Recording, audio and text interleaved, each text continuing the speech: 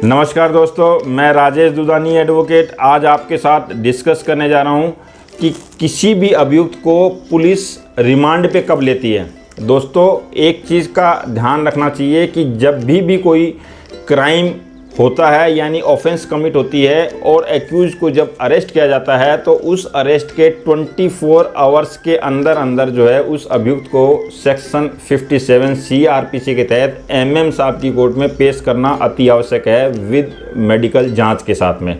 दोस्तों, जब भी कोई एक्यूज को कोर्ट के सामने पेश किया जाता है तो कोर्ट के सामने जब इन्वेस्टिगेशन ऑफिसर उस अभियुक्त को पेश करता है तो दो बातें कहता है। या तो अगर उसे उस अभियुक्त की उस केस में इन्वेस्टिगेशन की ज़रूरत है तो दोस्तों वो उसमें पुलिस रिमांड की एप्लीकेशन कोर्ट के सामने लगाता है और पुलिस रिमांड की जो एप्लीकेशन लगाता है कोर्ट में, वहाँ पर वो क्लियरली इस बात को लिखता है कि इस अभियुक्त की पुलिस रिमांड किस लिए चाहिए। क्या इससे हथियार रिकवर करना है या क्राइम के दौरान किया गया और कोई एविडेंस है जो इससे अभियुक्त से कलेक्ट करना है या इसकी निशानदेही से वहाँ से प्राप्त करना है, या फिर फर्दर इस केस में जो और अभियुक्त हैं उनको इसकी निशानदेही पे पकड़ना है।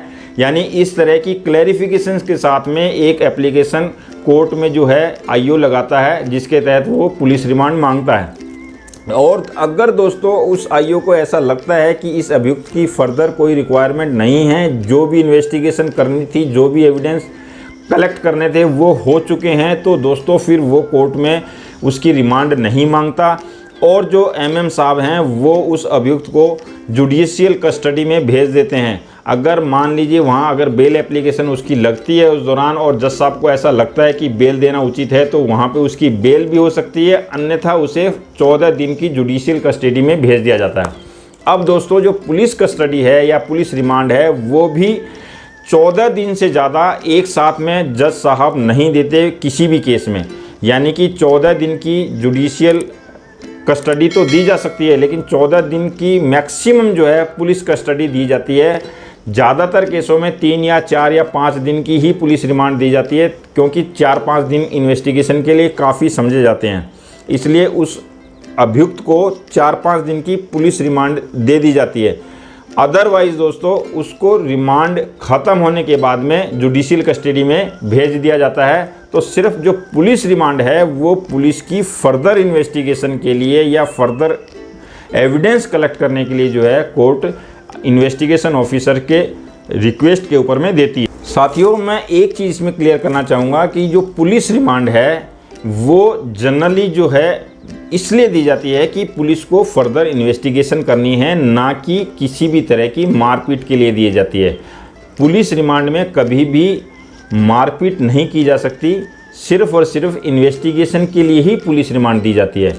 और दोस्तों, सबसे बड़ी बात महत्वपूर्ण ये है कि अगर मान लीजिए कोई हार्डकोर टेररिस्ट है या बहुत ही कोई दुर्दांत अपराधी है तो उस कंडीशन में 90 डेज़ तक की पुलिस रिमांड भी दी जा सकती है पुलिस को इन्वेस्टिगेशन करने के लिए, लेकिन ये बहुत रेयर केसेस में देखने को मिलता है।